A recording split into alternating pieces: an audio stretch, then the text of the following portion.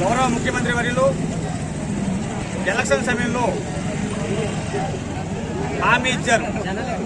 హామీ ఏమంటే ఎవరు కూడా రాజీనామా చేయకండి, మన ప్రభుత్వం వస్తే మిమ్మల్ని విధులు కొనసాగించడం కాదు 10,000 రూపాయలు పారితోషికం ఇస్తామని చెప్పి చెప్పడం జరిగింది.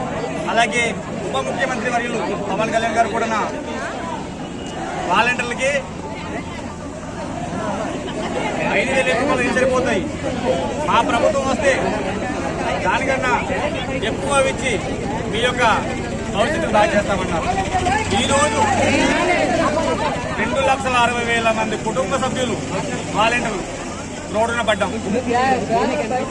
ఈ రోడ్డున పడినటువంటి 2,60,000 మంది వాలంటీర్లని కూటమి ప్రభుత్వం వెంటనే విధుల్లో తీసుకొని వాలంటీర్ల కుటుంబాలని ఆదుకోవాలని చెప్పి డిమాండ్ చేస్తా ఉన్నాం.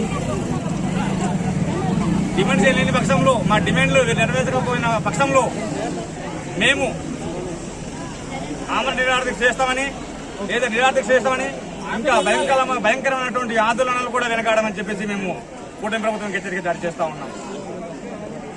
ఈరోజు సుమారు 2,000 మంది వాలంటీర్లు ఈ ర్యాలీలో పాల్గొనడం జరిగింది. స్వచ్ఛందంగా ఒక్క చిన్న పిలుపు, వాలంటీర్ల యొక్క ఆవేదన నిరాశను తెలియజేద్దాం అని చెప్పిన వెంటనే వాలంటీర్లు స్వచ్ఛందంగా 2,000 మంది వాలంటీర్లు ఈ ర్యాలీలో పాల్గొనడం జరిగింది. అయ్యా ముఖ్యమంత్రి గారు, మా యొక్క ఆవేదనని అర్థం చేసుకోండి, మా యొక్క భవిష్యత్తును ఆలోచన చేసి వెంటనే విధులు తీసుకోవాలని చెప్పేసి మనవి చేస్తూ ఉన్నాం. లేని పక్షంలో ఎంతటి ఆందోళన మేము సిద్ధమని చెప్పేసి హెచ్చరిక జారీ చేస్తా ఉన్నాం.